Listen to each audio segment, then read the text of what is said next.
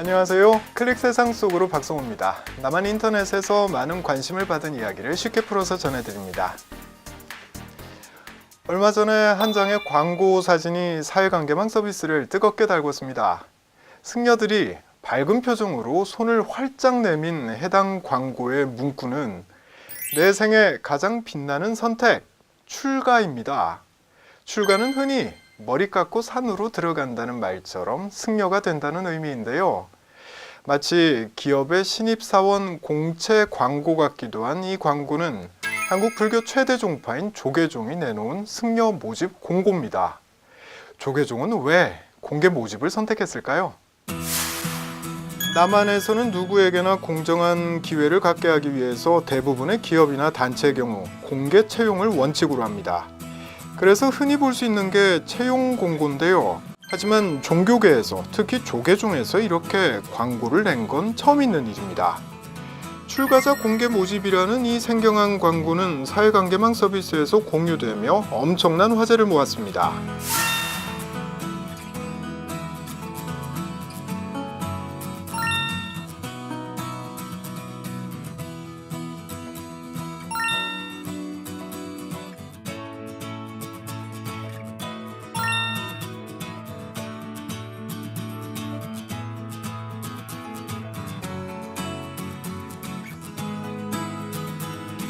해당 광고에는 모집 기간은 2018년 1월 1일부터 2월 28일까지며 모집 대상은 만 13세부터 50세 이하라고 되어 있는데요.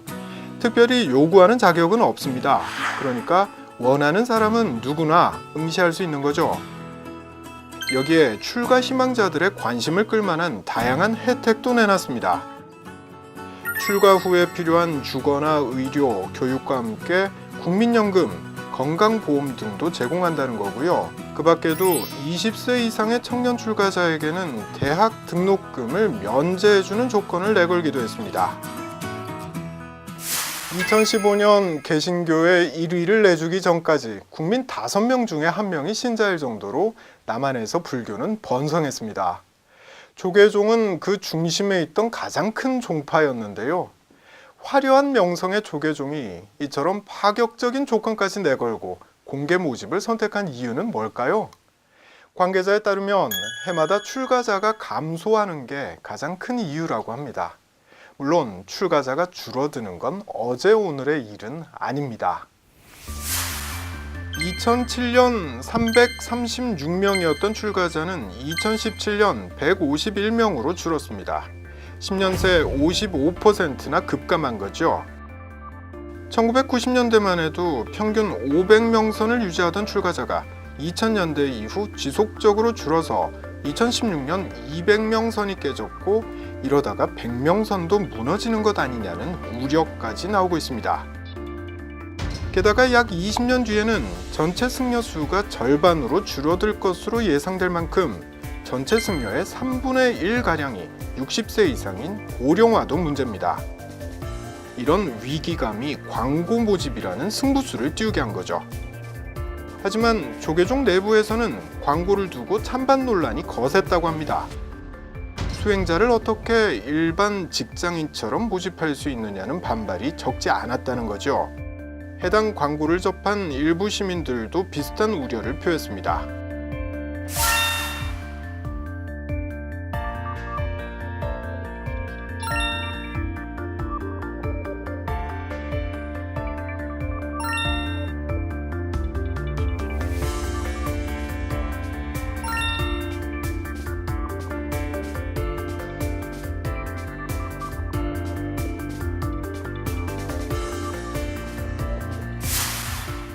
교계 안팎에서는 근본적인 개혁이 있지 않고는 현재 불교가 닥친 위기를 극복할 수 없다는 목소리가 커지고 있습니다. 조계종 관계자는 출가자 모집 광고 같은 것이 근본적인 대책이 될 수는 없겠지만 이것 역시 변화를 위한 노력이라고 설명하기도 했습니다.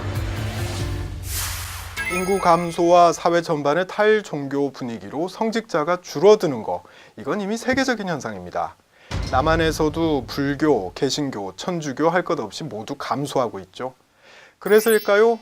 중국 베이징에 있는 용천사에서는 로봇 승려인 세너리, 또 독일에서는 로봇 목사인 Bless You 2가 등장했습니다.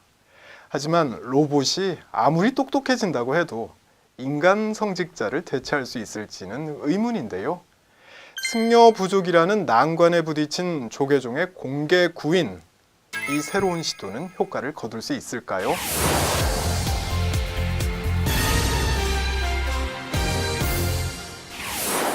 청혼할 때 준비하는 게 반지인데요.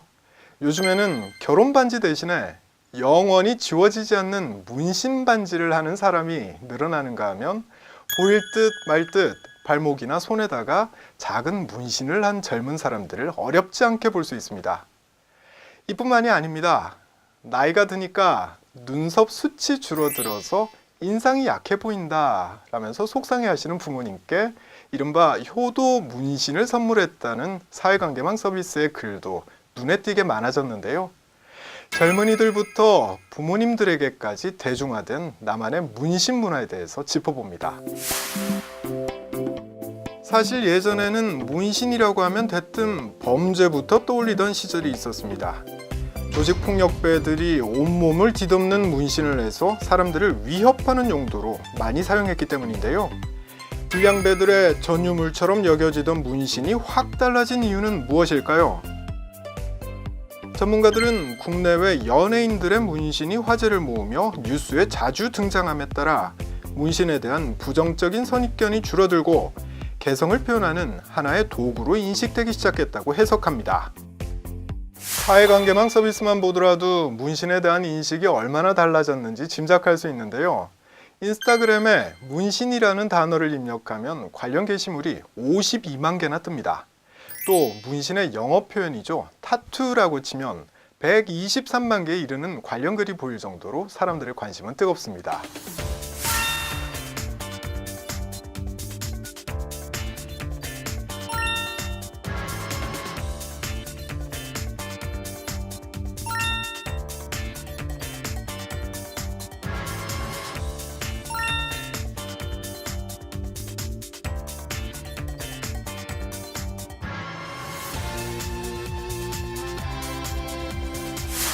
남한에서 이미 문신 시술을 받은 인구는 100만 명이 넘고요. 문신 시술자도 20만여 명으로 추산되는데요. 사람들이 가장 많이 하는 건 눈썹 문신입니다. 매일 출근 전쟁을 치르는 직장인들 뿐 아니라 또렷한 인상을 원하는 취업 준비생, 눈썹이 끊어지면 돈이 새어나간다고 믿는 중년 남성들까지 폭넓은 층에서 눈썹 문신이 유행하는 겁니다. 야당인 자유한국당의 홍준표 대표도 2011년 눈썹 문신을 해서 화제를 모은 적이 있는데요. 진한 눈썹이 마치 게임에 등장하는 앵그리 버드를 닮았다고 해서 홍그리 버드라는 별명을 얻기도 했습니다.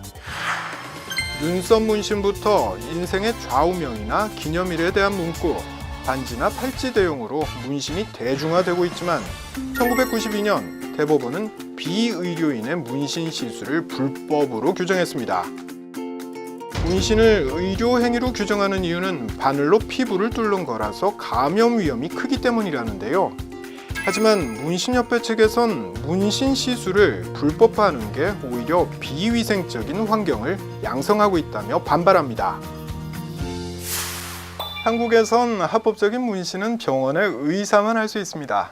일본도 마찬가지라고 하죠. 자, 그러면 제 어머니가 미용실에서 머리를 한 다음에 받은 눈썹 문신은 불법이라는 말인데요. 이게 말이 안 되죠. 이미 워낙 많은 사람들이 문신을 하고 있고요. 그렇기 때문에 전문가들은 문신 시술자에 대한 면허제를 시행해서 엄격하게 관리하는 방안을 마련할 필요가 있다고 지적합니다. 자, 그런데 한 가지 잊지 말아야 할 점이 또 있죠. 문신은 지우기 힘들다는 사실입니다.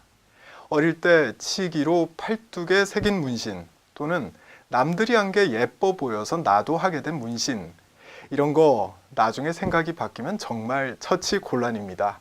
지우려면 진짜로 병원에 가야 되고요. 시간과 돈이 많이 들죠. 시대가 바뀌었고 문신은 개성의 표현이며 패션의 일부분으로 여겨지고 있습니다. 하지만 한번 새기면 쉽게 지울 수 없는 문신, 신중하게 생각하고 하셔야겠습니다. 지금까지 박성호였습니다. 다음 시간에 다시 뵙겠습니다.